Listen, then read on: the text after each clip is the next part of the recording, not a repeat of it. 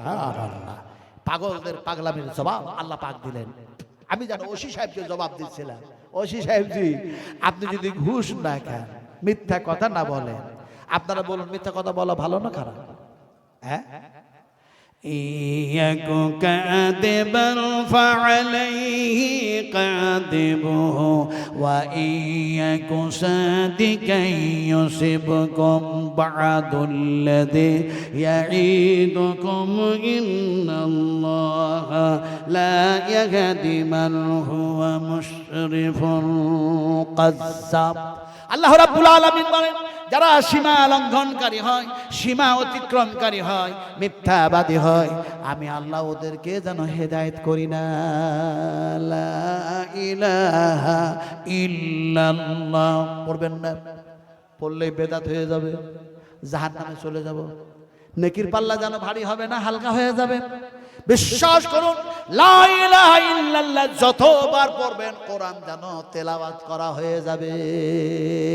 যেমন কোরআনের এক জায়গায় এসেছে লা ইলাহা ইল্লাহু ফাআন্না তুফাকুন, লা ইলাহা ইল্লাহু ইহয়ি ওয়া ইউমিত, লা ইলাহা ইল্লাহু ইলাইহিল মাসির। লা ইলাহা ইল্লাল্লাহ, এক আল্লাহ ছাড়া, এক ইলাহ ছাড়া, এক মাবুদ ছাড়া আমাদের স্রষ্টা আর কেউ না। জোরে বলুন সুবহানাল্লাহ।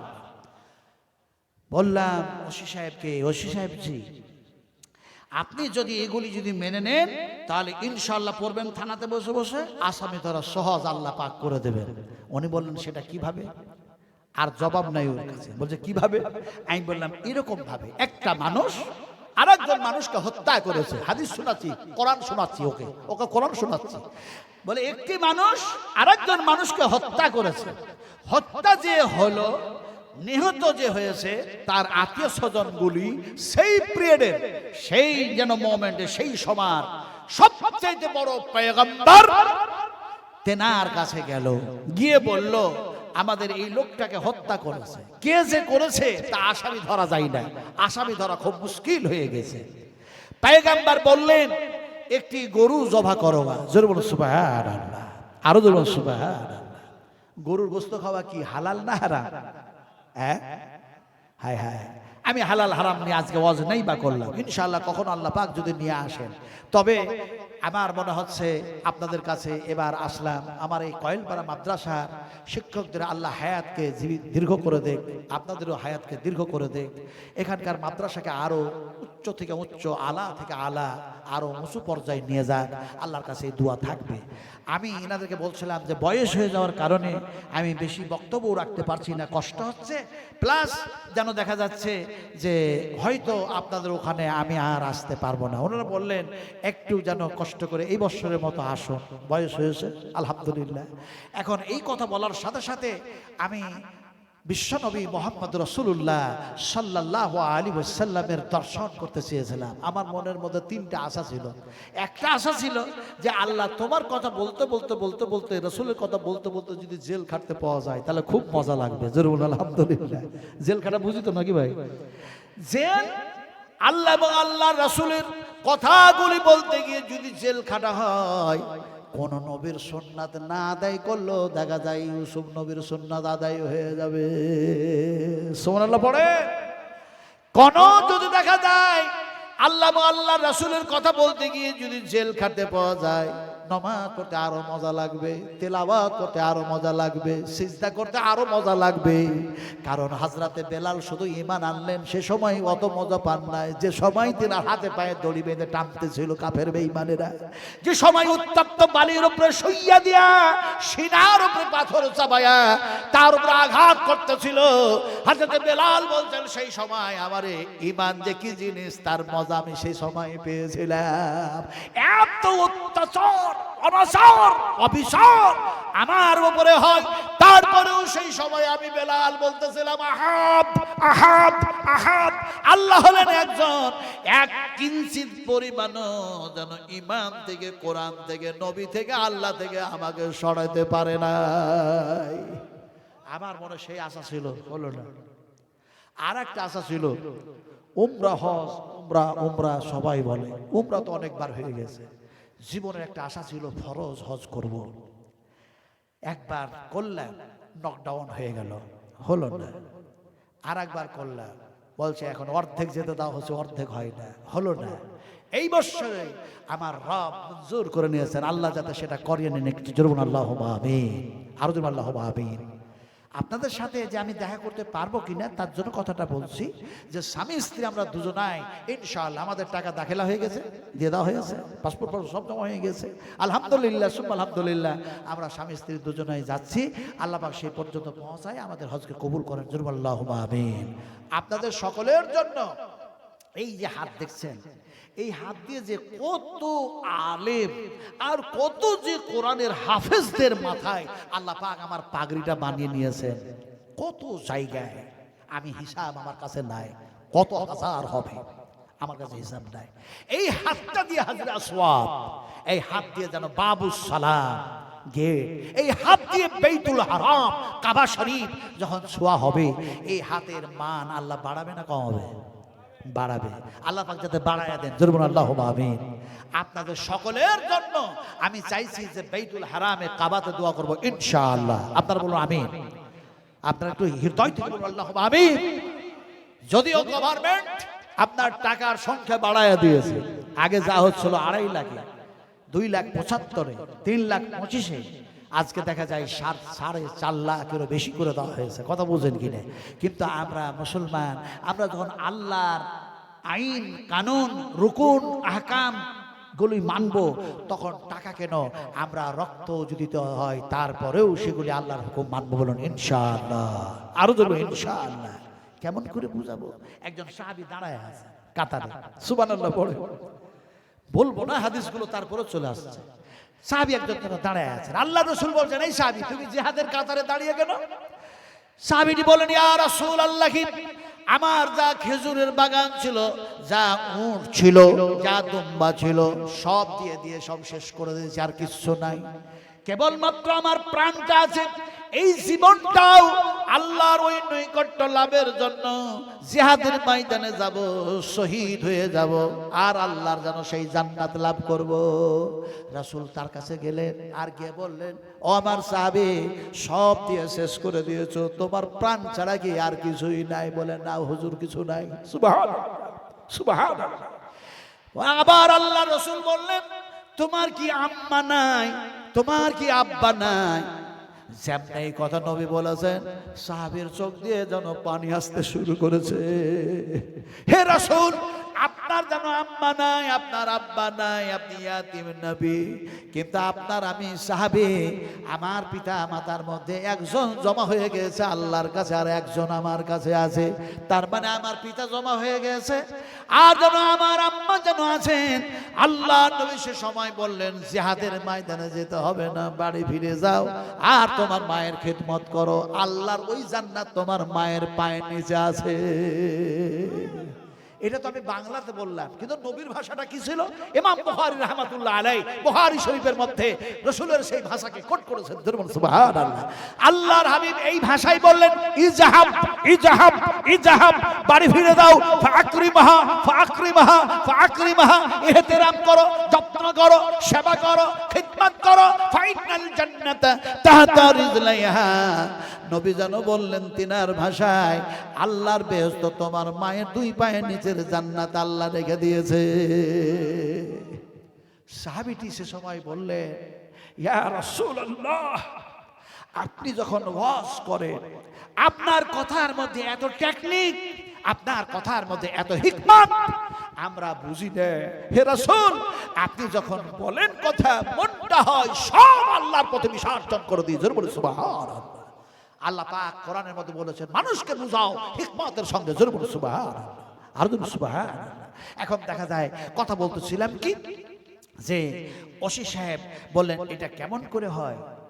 এখন হাজরাতে সেই পয়গম্বর বললেন, গরু জবা করো। গরু জবা করবে। কমেরা বলল, তাহলে গরুর রং কেমন হবে? নীল হবে না হলুদ হবে? লাল হবে না সাদা হবে, সমস্যাই পড়লো। আবার জিজ্ঞেস করলো শিংগুলি কেমন হবে, লেজগুলি কেমন হবে, বয়সটা কতটুকু হবে। যত প্রশ্ন করলো ততই যেন জটিল থেকে জটিল সমস্যার দ্বারা সম্মুখীন হয়ে গিয়েছিল। আল্লাহ সুবহানাহু ওয়া তাআলা তাদের কথা যেন কোরআনের মধ্যে আলোচনা করে দিলেন। আল্লাহ বললেন তারা যদি ইনশাআল্লাহ না পড়ে নিত কিয়ামত হয়ে যেত, তারপরেও যেন সেই ধরনের গরু তারা খুঁজে পেত না। ওসি সাহেবকে বললাম, ওসি সাহেবজি দেখা যায় এমনি করে ইনশাআল্লাহ পড়বেন, আল্লাহ পাক আপনার জটিল যতই আসামি ধরা কঠিন হয়ে যাক আল্লাহ যেন সহজ করে দিবেন ধরাটাকে। আল্লাহ সব পারে না, পারে না। ওসি সাহেব বলছে এটা তো সৌদিয়ার ব্যাপার। হায় হায় হায় হায়, এ কোন মাথা মোটা, এ ওসি কোন মাথা মোটা, বলছে সৌদিয়ার ব্যাপার। আমি বললাম হাজা, আমি ওনাকে বললাম হাজা, বুঝেন? ও হাসছে, আসলে তো পড়াশোনা করে নাই। কুল হাল ইয়াস্তাবিল্লাযিনা ইয়ালামুনা ওয়াল্লাযিনা লা ইয়ালামুন। শিক্ষিত মানুষ আর অশিক্ষিত মানুষ কখনো সমান হয় না। আল্লাহ বলছেন ডাক্তার হও, ইঞ্জিনিয়ার হও, বৈজ্ঞানিক হও, প্রিন্সিপাল হও, প্রফেসর হও, ঠিক আছে, কিন্তু যতক্ষণ পর্যন্ত কোরআনের শিক্ষায় শিক্ষিত না হয়েছো তুমি মূর্খ পণ্ডিত, তুমি মূর্খ পণ্ডিত, তুমি অশিক্ষিত শিক্ষিত পণ্ডিত নও। কথাটা বললাম যে হাজা, বলে আপনি প্রশ্নের উত্তর দেন। বলে প্রশ্নের উত্তর দিচ্ছি, এটা আরবের ব্যাপার নয়। হাজা এই কিতাবের মধ্যে বায়ানুল লিন্নাস, নাস মানে মানুষ, বায়ান মানে আলোচনা। আল্লাহ যাহা কিছু এই কোরআনের মধ্যে আলোচনা করেছেন সবটাই সঠিক। আপনি শুধু আরবের কথা বলছেন কেন? আপনার জন্য কোরআন। ধরে বলুন সুবহানাল্লাহ।